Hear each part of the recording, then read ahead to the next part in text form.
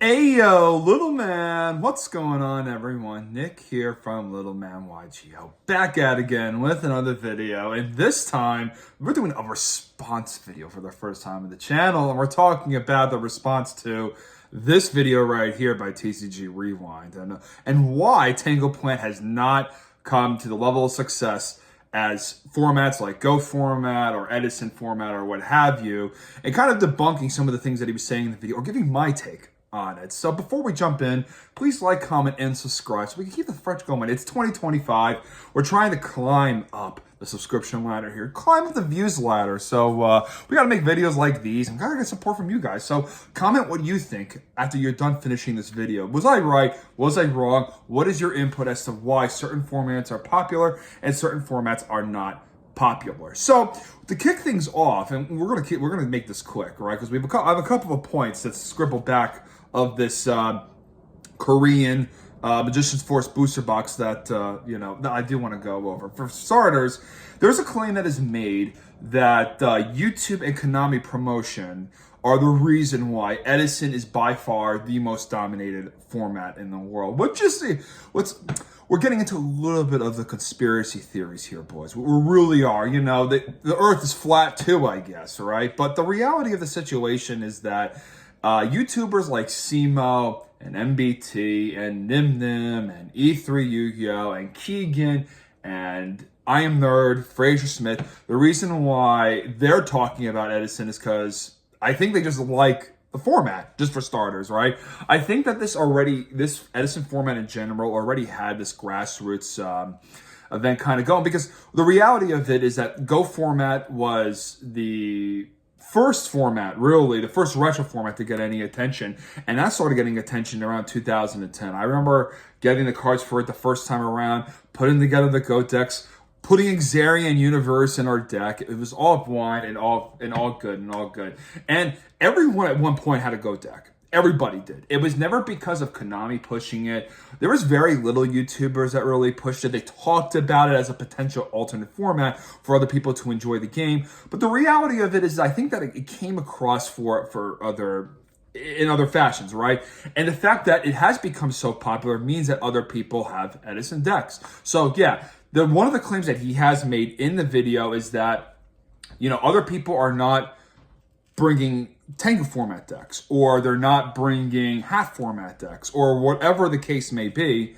And the reality of it is that, yeah, people are not bringing those other format decks, so people are pretty much going to stick to Edison. Now, that doesn't actually get new people into the format, right? It doesn't. The way that you get people into the new format is that if you want to start a local scene and you're super passionate about it, you should probably have 10, 20 Tengu format decks and have people that are willing to come in and try to play, because Yugioh is, although it's an addiction, let's be honest, boys, it's an addiction for me. It might not be an addiction for most of the people who are playing this video. They like to play every other weekend, they like to enter a tournament once a month. They might play online a little bit.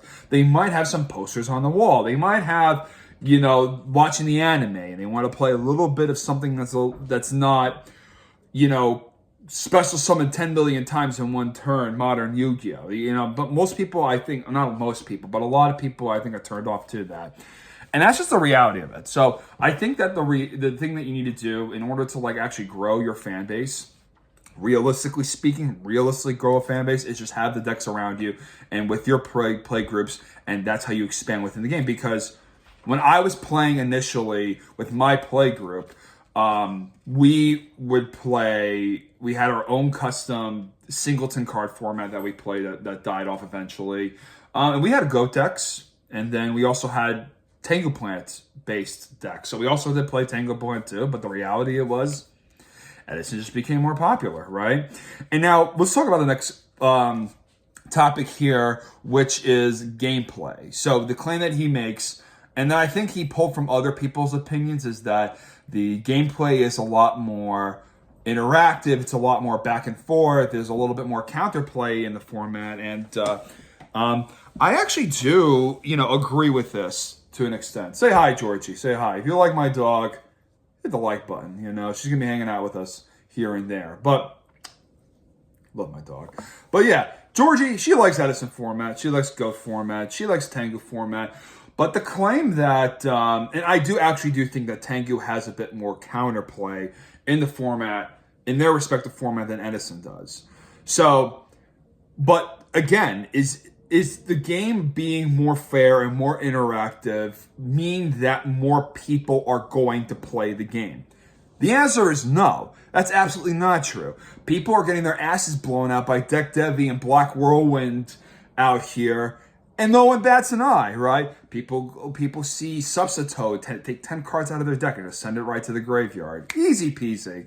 But that doesn't stop people from playing the format. You could promote the gameplay all you want, but the reality of it is that people are just going to play with whatever's around them, whatever queue is available to them. And as well as if the gameplay is even remotely tolerable, if it's like remotely fun, and there's some like nuance here and there, which is what Edison format really has, it's going to be popular. One format does not have to play better than another format for being successful. Go format is 20 years old, and people have been bitching about getting Delinquent Duo for 15 years. That doesn't stop people from playing the fucking format. Are you kidding? So, I don't know. I don't think because the gameplay could be better, even if it's objectively correct, which I think it's objectively correct, does not mean you're going to bring more people into it. The next thing is the prize support. So we're going to talk about the prize support a little bit for the Ultimate Time Wizards, and why I also think is not a reason why people play. He makes a very, very strong statement in this video that prizing support is what's going to, motivate people to play certain formats. To a degree, that's true. I've known a ton of people that have went and played Magic the Gathering for their cash prizes, but it doesn't mean that they ultimately like that game more than the game that they originally came from, which, for their cases would be Yu-Gi-Oh! They came from Yu-Gi-Oh! First. They saw that, okay, I get a mat for top 8. Fuck this. Let's go play Magic, right? And they go and they play Magic, whether it's modern or standard, and then they find themselves just like getting obviously you gotta do well at these events in order to get any sort of form of compensation. But the reality of it is that people are still playing Yu-Gi-Oh! They've been playing Yu-Gi-Oh! For 20 years and they've not done cash prizes, and they're the most. And the other TCGs around like Magic, Pokemon, I think One Piece, Force of Blood, and Flesh and Blood. That's the name of the. And Force of Will. I think they all do some sort of form of cash prizing too. But if the cash prizing was really that great, by definition, right, by his argument, that means that the prizing support would catapult those games up to the stratosphere. No. It's just that no one gives a fuck about Luffy, or no one gives a fuck about the putting armor onto the cards and then playing. No. They're here because they like, they're the friends or the community that they play more often than not. So it's all community. It's all answers to the community, boys. It really is. Prize support also, it was the issue of 2024, of people getting all these Nintendo Switches and air fryers as prize supports from Konami. And for Ultimate Time Wizards, you get a giant styrofoam card. And I've owned one of these cards. For those of you that do not know, I topped the first Ultimate Time Wizard Nationals. I got 3rd place, right? Which is the reason why I have this channel to begin with. My dog putting her back down. Good girl, Georgie. But that card, that is just a giant piece of styrofoam. That's all it is. I sold mine for $1,500. The bigger porous pieces usually go for $3,000 to $5,000, depending on the card. But they're recycling them, right? So again, and by definition, right, the prizing support for Ultimate Time Wizard, for what you could get for 1st place, is a higher amount of money, or you can make $5,000-$6,000, right? You can make $5,000-$6,000. You want to go up or you want to go down, Georgie? What is it? Dogs, man, dogs. Okay, you come up. You good girl. We're talking about ass and form. We're talking about prize support. Yeah, so back to what I was saying before little Miss Georgie here distracted us, was that the prize support in general is not a means to motivate people completely to move over. Because the modern game, you get a Nintendo Switch, you get an ultra rare vanilla monster, and then that's it, right? And that ultra rare vanilla monster I think goes for around like 1,000 or 1,500. Another verse, I have no idea. And I know that these prize cards, these giant cards, are like $5,000. I think the highest one appraised was the Judgment Dragon that Fraser Smith won, and I think that his highest offer was 6,500 on it, which is bananas, yo, really. But people are still playing the modern game. They're not moving over to the Ultimate Time Wizard, where you play less rounds. You could get familiar with the card pool like this. It's not a hard format to learn. Edison format's the easiest. I think it's the easiest format to get good at. Hands down there. But as you see, there's still people like that are still playing their modern format. They're still winning switches and bitching. So that's another thing too. And also player investment. The reality with retro Yu-Gi-Oh is I think that if you want to bring a more casual base into the game, it's also requiring people to pick up the cards for said format, right? And I think that you do have some overlap between Tengu and Edison, right? So you could pull together some cards from your extra deck and then move it over and then get a Leviair and get a Utopia and you could call it a day, right? But if you're coming into retro Yu-Gi-Oh and you don't own a single card, do you think that people are really that a rotating format every single week for a local is going to be beneficial for most people? The answer to that really is no, because people do not have multiple decks for different formats. It's not a thing that most people naturally have, right? They might have a GOAT deck. They might have an Edison deck. They even might have a hat deck, if that, right? But you're asking people to get other cards and build more different decks. And I just don't think that you're going to get a player base motivated to pick up more cards for more decks that might not even take off above the ground. So it's almost like a chicken comes before the egg thing, right? So people already have their Edison decks, right? And they spent X amount of dollars acquiring such decks. Most of the decks that you could build, whether it's Edison format or Go format, you can build any deck for under $50. Gold format's a little bit of an exception. You kind of need to buy the liquid duos. Those are like $20. As at the time of filming this, I think that new quarter century set is going to reprint the card into the ground, but and make it more accessible to everybody else. But the reality of most of those Edison decks, you could build for under $50, easy. Now, $50 to a lot of people, to a collector, like people who've been collecting the game, is just not a lot of money.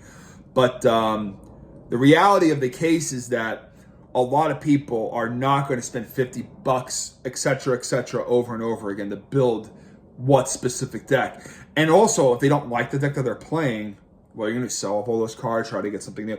You get what I'm trying to see from here from a player investment standpoint.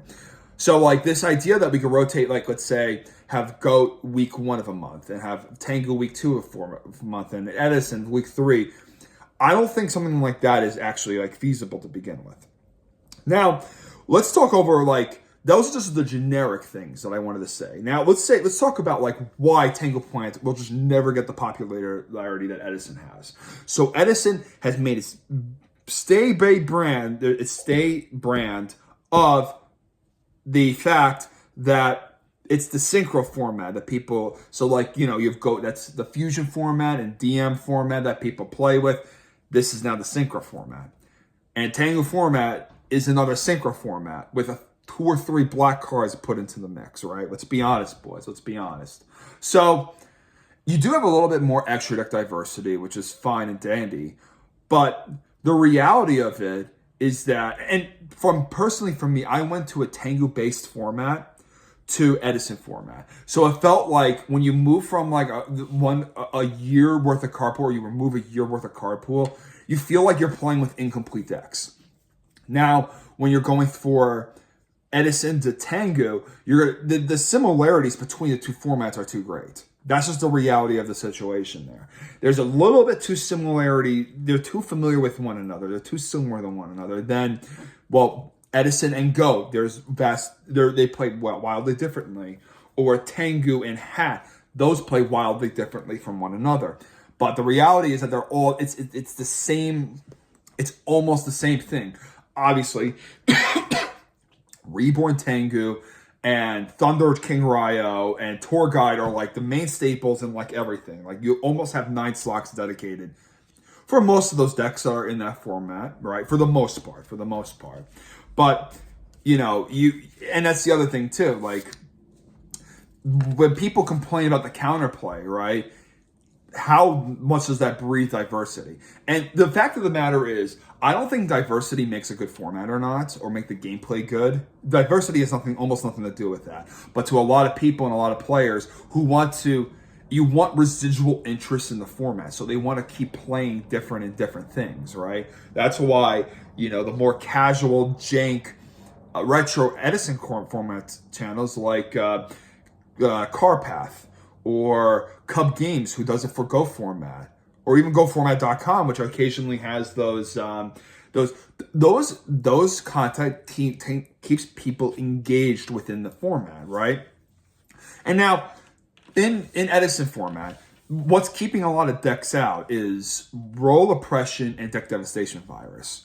Well, the same could be said in Tengu format, where a lot of the decks that are kept out of the format cannot deal with Thunder, have a tough time dealing with Thunder King Ryo, right? Get stopped immediately after the normal summon of Solemn Warning. They're inconsistent, or they don't have effective ways of outing Reborn Tengu, or playing those cards as effectively as one another. So, it's every format has its like quirks. It has its issues. It has its problems. And it has its problem cards that keep certain fun decks or certain jank decks from from having some level of success within the format. And you just want to give the casual group 30 to 40% win rates on those. You don't even need to go crazy.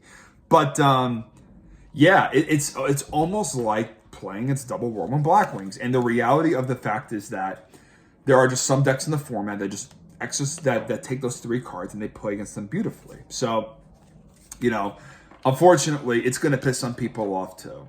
And that's just the reality of it. So that's kind of like my takes as why I think Tengu format or even some other formats will not get as popular as Edison format or as Go format. Obviously, everything is subject to change. People could get wild, and you know what happened was Go format was once the super dominating format that everyone had cards to. But it slowly shifted. It's a cultural shift that switched it over to Edison. And even though I prefer GOAT over Edison, it doesn't make me sour at the end of the day. I think, you know, the video that we watched before that we're responding to, a little bit salty, you know, just a little bit salty, in my opinion. So we tried to bring you something spicy, right? But let me know what you guys think. Why is Tengu format not getting the love it deserves? Why is half format in that fact also not getting the love it deserves? But hopefully this conversation brews some interesting thoughts. So please like, comment, and subscribe. Tell me what you think. See you beautiful faces later on. Peace. Have a great day, y'all.